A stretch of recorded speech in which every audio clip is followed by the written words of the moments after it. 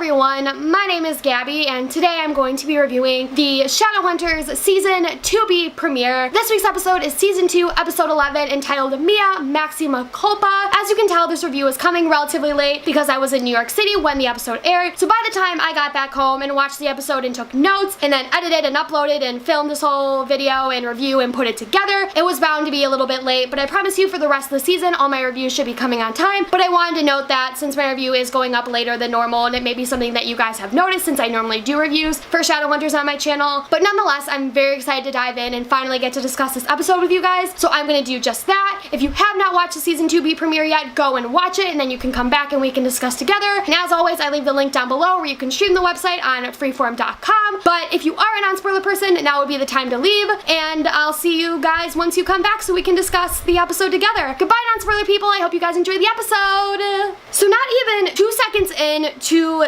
this episode, I already have issues with it. We have this really weird random intro recap montage thing that's literally Clary just being like, my name's Clary Frey and I'm a Shadowhunter and I have 3 badass Shadowhunter friends and my best friend who's also my boyfriend and a dad who's kind of my dad and my actual dad who's really evil and we're all gonna team up together to take down my evil dad. Yay! And it just was so weird. I don't know what it added all to the show or why it was necessary. They already had like a previously on Shadowhunters, which pretty much recapped everything, and then they had their whole intro, which is supposed to solve as like their opening credits where they have the whole theme song and the whole montage of all the characters and everything. So I don't know what that added to the show or what the purpose was of including it at the beginning of this episode, because we already know all of the characters' names, we're already familiar with them. We've been watching this show for now 2 seasons. You know, I don't think I need an introduction to who Clary is again. So I don't understand what the purpose of that was, because anybody new who's gonna be watching this show is going to have caught up before they watch this episode. They're not gonna come in and just watch the 2B premiere when they have all of 2A that they need to watch and all of Season 1 in order to understand everything that's going on in the plot. So I just don't understand what that montage served the purpose of. I don't understand why they included it. I just thought it was really weird and really unnecessary, but Shadowhunters does a lot of that, so maybe I shouldn't be surprised. So then we have our first scene between Jace and Alec, and this is just something that I noticed, but why is it that Shadowhunters always defaults to using training or fight sequences when they're delivering dialogue that's just sort of like casual conversation between 2 characters? It just feels like it distracts a lot from the dialogue, and the dialogue is so important because that's what's telling your story. You're getting so distracted by the fight sequences and everything that's going on between the characters and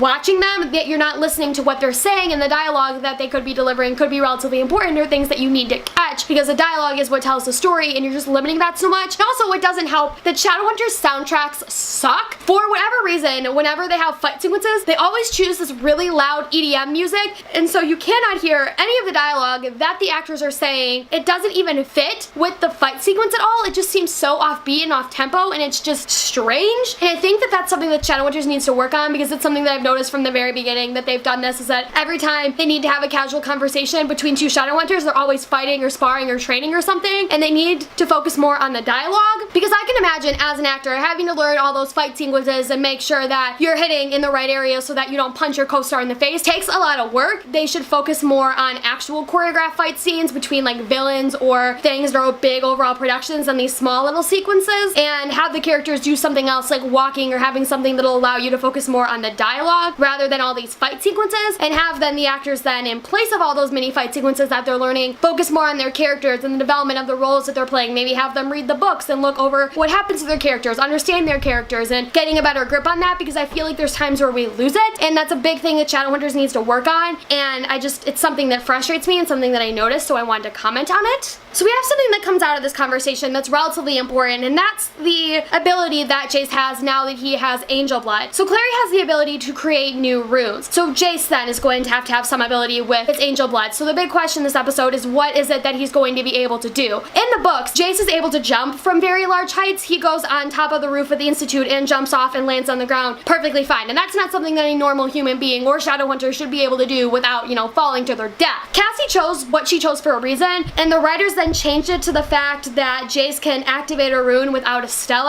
and I'm just wondering how that's going to affect the plot at all, because that's something that's relatively major, that it's probably going to play into something that happens later on in the season or in the show in Season 3 if they get to that point. So I'm just sort of wondering why they made the change that they did, and I'm interested to see where they're going with this. Jace's ability in the books was written for a specific reason. If he's going to also have that ability on top of being able to activate runes without a stele, I mean, I'm okay with that, but I just interested to know where this is going to go, and it's something that I think we'll have to expand more on as the season continues. So then we have this next scene with Simon and Clary, and this is something that, again, Shadowhunters just is not working on or improving on at all, and that is these CGI filters. It looks so unbelievably fake. Shadowhunters has horrible CGI, and if there's any show that needs CGI on Freeform, it's Shadowhunters, because you're dealing with all of these mythical creatures and dealing with angels and demons and warlocks and vampires and werewolves and Shadowhunters. You're dealing with all of these mythical beings. You need CGI for that, and when your CGI sucks, your show kind of sucks. And it's ridiculous because it's not even like it's something that needs a lot of CGI. It was literally the New York City skyline, and they put like this weird tinted filter on it that looked like something you could get off of Instagram. Like, it was just ridiculous. And the city itself looked really fake. And the New York skyline is so beautiful, and they just had to like screw it up because it could have been a really nice scene, but I feel like it ruined it because the filter was just ridiculous and it just looked bad. It was something that frustrated me because I feel like now that the show is going into the second half of its second season, it should have fixed these issues by now. So we have the big thing that really comes from this scene, which is the fallout of Simon becoming a daylighter. So this is a big issue in the books. With Simon being a daylighter, he ultimately ends up getting a target on his back because there's lots of other vampires that are jealous of him and a little bit suspicious of him because he's only been a vampire for like 2+ weeks or so, about a month, and now he suddenly is a daylighter, which is something that's a myth and almost unheard of. So why is it that he now suddenly has this ability? So people start to question him a little bit, and that's a big conflict that comes with Simon and his character in the second season. And we got little bits and pieces of it that this probably isn't a good thing and that Simon should lay low, and you start to see Raphael become a little bit suspicious, and we're seeing bits and pieces of it, but I really hope that the writers explore this a little bit more, and maybe it'll lead into the Mark of Cain, which is a huge part of the books and Simon's plotline. Maybe lead into Camille, because that's where it goes in the books, but we'll have to see now that they've changed the plotline so much. I don't know if that'll be a possibility. We'll have to see. I just hope that we explore the Daylighter plotline a little bit more and we introduce some consequences, and that this isn't all just like fun free-for-all for Simon. Being a Daylighter is something that's almost unheard of, so there has to be consequences with that, and I hope the writers expand on that. We're seeing touches of it, so I'm glad that we're getting that, and I hope that we expand on it more. So in this episode, we bring in Inquisitor Imogen Herondale, and she comes in around the same time in the book, so I'm glad that the timing is relatively similar with her character. But I hope that, again, like with the whole Daylighter plotline, that we expand on Imogen's character a little bit more. Her character is extremely important to Jace's character development, and I'm not going to spoil anything for those of you who haven't read the books. There's certain ways that her character and her plotline needs to be expanded on that Cassie did for a reason in the books that I really hope that the writers are faithful to when they're developing her plotline. I really hope that we get to see more of her and that she doesn't just like straight up disappear, because she was a little bit in the first season and then we really didn't see anything from her at all, and we're finally bringing her back into the plotline, and she's relatively important at this point in the story, so I hope we get to see growth from her character. And now that we've changed so many things, she's coming a little bit later than she would of the plot in the books based on the way that they've sort of speed things up a little bit. So I'm hoping that we'll be able to develop her character properly and that she'll be able to sort of fulfill the purpose that she fulfills in the books, and that the writers are going to expand on her character a little bit more, because I really want to see that. So then we have this whole big issue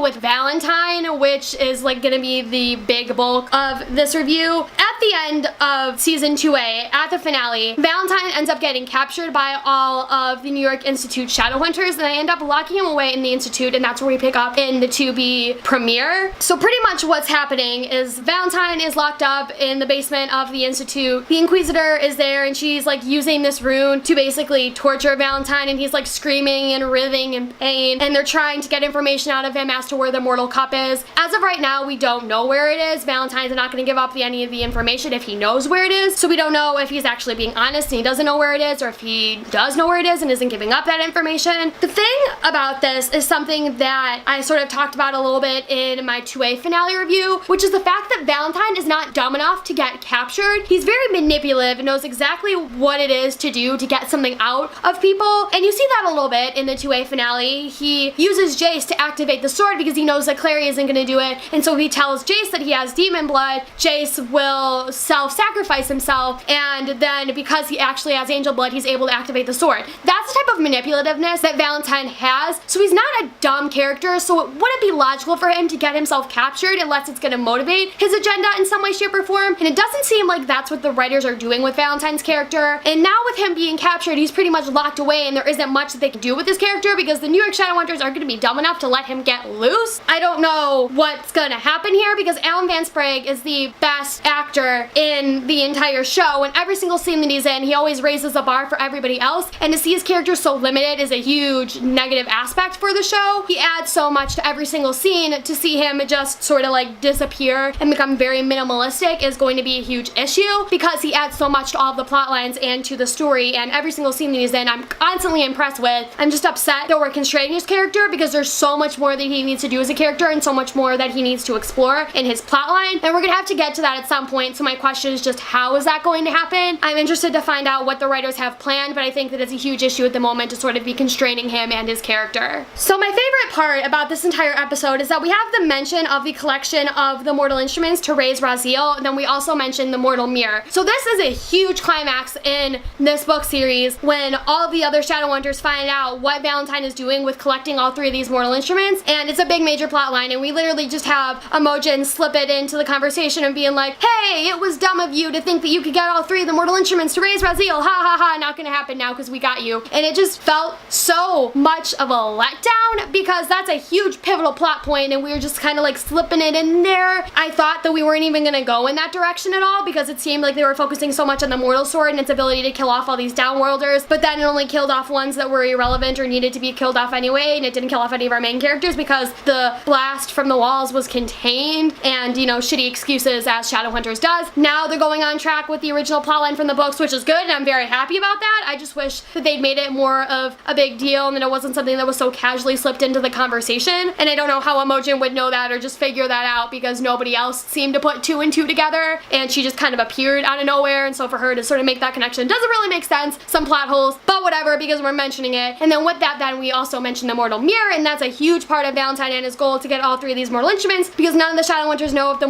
mortal mirror exists or what it is, if it does exist. So that's a huge part of Valentine and his quest to get all three of these mortal instruments, is to figure out what the mortal mirror is. And as of right now, we don't know if he knows what it is and just needs to be able to get there, and of course he can't do that with him being constrained. We're gonna see more of this, but I'm glad that we mentioned it because it's a huge plot line in the books. That's like the big thing that Valentine is working towards. So I'm glad we're finally mentioning that, and we're gonna get to that plot line in the show because it's so important in the books, and it's our big climax with this first half of the series. So then we have this, which is something that's relatively brief that I want to make a comment on. Inquisitor Herondale claims to have the mortal sword. She says that the Iron Sisters have it and that they're restoring it and fixing it because Clary drew the rune on the sword and broke it. In the 2A finale, we saw who was supposedly Sebastian walking off with it. What's going on here? Because the writers, it wouldn't surprise me if they were dumb enough to just like completely and entirely forget that they did that, but that was like their big, huge cliffhanger. I think that obviously there's something more going on here. What my assumption is that Imogen is lying about having the sword, and that we're gonna find out eventually that Sebastian has that, and then that's gonna bring a whole bunch of reveal about his character. But again, we'll have to see. It's something I'm interested to see them expand on in this series, and I hope that we get some answers there. Another thing that I'm sort of confused about because it just felt really oddly placed, when Valentine is being tortured with this rune, which I'm not even going to bother to go there and complain about that because I've complained about runes in Shadowhunters for way too long, and clearly if they're not listening, they're not gonna fix it anytime soon. You can only complain so much before you realize that someone isn't going to do anything about the thing that you have an issue about. So I'm done complaining about that and the purpose of runes and how they're supposed to work in the shadow world. The writers have made up their mind and they're going to do whatever the hell they want. But Valentine is being tortured with this rune, and he suddenly has this weird vision of a little boy in a pentagram that's on fire, and he's like screaming like, help, get me out, stop this, and he seems like he's in pain. So like, who is that little boy and what is going on there? The reason why I don't understand the relevance of it is because the only people that saw it or are aware of it are Valentine and then the audience. And so if Valentine himself is the only one that knows about this vision, it's not like he's gonna go and reveal it to everybody else and be like, oh hey, I had this random vision of a little boy and he is answers an explanation. No, he's not gonna do that. So like, why show us that image unless it is important? And obviously it is, so how's it gonna play into the story at all? I'm just sort of confused. I'm also interested because I kind of have my suspicions as to what's going on there, but of course we'll have to see as the season continues how the writers are gonna bring that back into the story and how that's gonna play into the plot. So then we have Izzy's yin benediction, which has gone on for way too long. It's ridiculous how long this plotline has expanded, and really it's starting to sort of give me the impression that the Shadowhunter writers have no idea how to construct a plotline, because there's plotlines that are really long that they need to shorten down to a few episodes, and plotlines that they have a lot to explore with that they sort of terminate like that, and I'll be getting to that in a few minutes with the next thing that I want to discuss. Izzy's yin benediction is just something that like it never happened in the books. It's something that I feel like is sort of just drawing on because now the writers have no idea idea what it is they want to do with Izzy and her character. So they're just continuing to just play on this yin fan addiction until they figure out something new to do with their character. And it seems like we're starting to get towards the end of it, but it's just really frustrating because they're not even doing the plotline justice, because Izzy seems ticked as all hell with Raphael in the 2A finale, and she like doesn't want to talk to him anymore, and she's angry, and we kind of get the impression that like, good, she's done with them, this relationship was over, it was toxic, and she's moving on, she's gonna get herself help, and we're gonna see her in a better place. The minute that she starts to go through a little bit of withdrawal, she goes back to Raphael, and then when Raphael denies her, she goes to another vampire den. Izzy's not stupid. That's the thing that I think frustrated me the most about that, is I understand like Izzy, she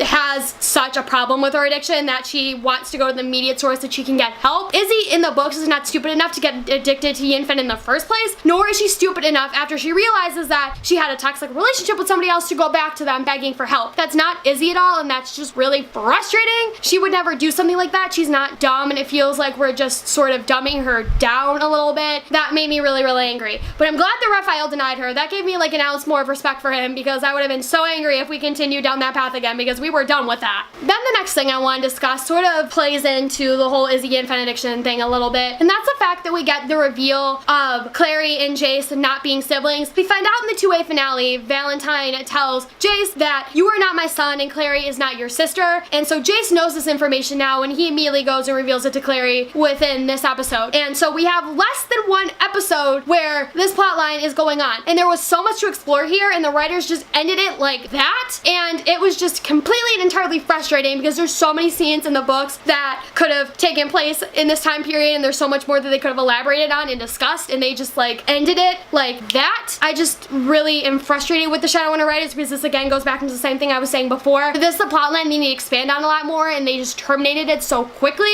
because there's the whole Sealy Court scene they could have gotten into, and there's a whole bunch of other things that happen within the course of the books that are explored while Clary and Jace both believe that they're siblings. A lot of things that could have gone on here that they could have explored more, and they just like ended it like that. Now I was actually joking with my friend, I was like, what are the odds that they're gonna reveal this within this first episode? And I was sort of thinking like, no way they would do that, and of course, never underestimate the Shadowhunter writers and the stupid decisions that they will make. So then we have Sebastian, and he is brought in to this world and into the story for the first time. Overall, I am really, really impressed with Will Tudor's performance as Sebastian. He makes him feel very alluring and very interesting. You're very drawn to him as a character because he seems very charming and very likable, but he's doing some pretty dark and shady stuff. I'm not so happy with his plotline at the moment. What his story is as of right now is that he is from the London Institute, and then he got a yin fan addiction, and so he went AWOL and just sort of escaped and went to sort of get himself clear of his addiction and sort of work everything out, and now he's fine, and so he finds Izzy and is now trying to help her by getting her addicted to another drug, and it just kind of felt like a gateway addiction to me, and that's just some shady stuff, because it's kind of comparing it to like, hey, you have a marijuana addiction, so if you don't want to be addicted to marijuana anymore, you know, do coke, because then you won't be addicted to marijuana, but then you'll have an addiction to cocaine, and that's worse. But it's still okay because you're not addicted to marijuana anymore, which is what you initially wanted to not be addicted to anymore, so like everything's great, everything's fine. It's not fine. That's some shady stuff. I don't like that message as of right now. I don't like how it's playing into the story, and I'm kind of worried about what's gonna happen here, because the drug, literally, you take it for an hour and then you feel like shit again, so like what's the purpose of it besides to be another addiction and a gateway drug? And I'm not happy with that plot line as of right now. I mean, I understand it's supposed to make Sebastian feel really, really shady, but I'm just not happy with it, and I'm hoping that we get some reconciliation here and that we find out what's going on there, because I'm not happy with that right now. And then we have this random burn that's on Sebastian's hand. He literally puts his hand on the stove, and then you see this huge massive burn here, and like it didn't hurt him, so like what's going on here? I'm not sure. We're gonna have to find out. Really, I just think we need to explore Sebastian's character a little bit more this season before I can get a better feel for him and his plot and how he's gonna play into the story. But as for Will Tudor's performance, I'm really impressed by it, and I'm excited to get to see more of his character growth throughout the season. This is very briefly before we get into the Azazel crap, which happens in this episode. We have Luke's new partner, who is apparently a mundane, but she is very, very shady. She's going and taking a picture of Luke and Maya together while they're talking, and the writers wouldn't put that into the show unless it was relevant at all to something that they were going to add into the plotline. So the big question is, what is that relevancy? Who is this chick? Is she actually a mundane? Is she just really nosy? She irritated me so much. Like, she just seemed really obnoxious, and I literally wanted to punch her in the face. And now that she's taking pictures of Luke and Maya, and who knows what she's using that for, I am just creeped out. I'm interested to see where her character goes, but you know, it would be like Shadowhunters to introduce her in this episode, have her do something shady and just pretend like nothing ever happened and we never see her again. So we'll have to see, but I want some answers here because this is some shady stuff. So now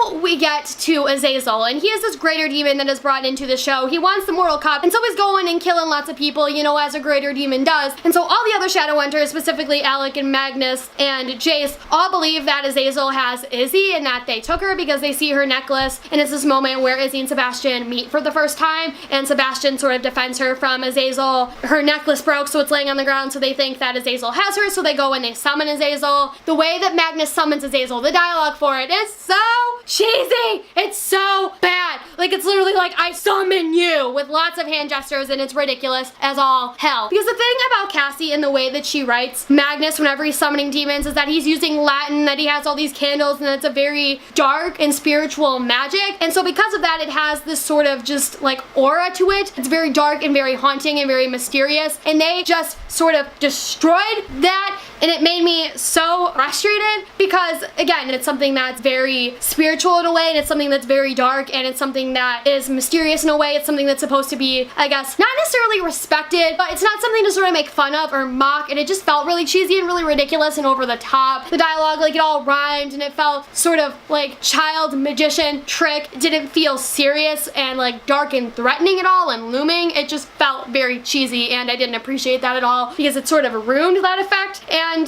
the sort of vibe that it's supposed to give on your audience and the sort of impression that's supposed to give, it just sort of ruined it. So that was very frustrating. Then we have the final thing. Azazel gets summoned, and he's in this pentagram. Clary wants to go and use a rune. She can't use a rune, and Azazel then breaks this boundary between all of them, and they're all screaming and writhing in pain, and bad things are happening. And then Azazel goes over to Magnus, touches him on the head, goes over to Valentine, touches him on the head. Next thing you know, they've both body swapped. So Magnus is now in Valentine's body, and Valentine is now in Magnus's body. So the minute that I saw this, I freaked out because I just don't know where the writers are going with this, or how this is going to add to the plotline at all, or what exactly is going to happen, and I sort of just want answers.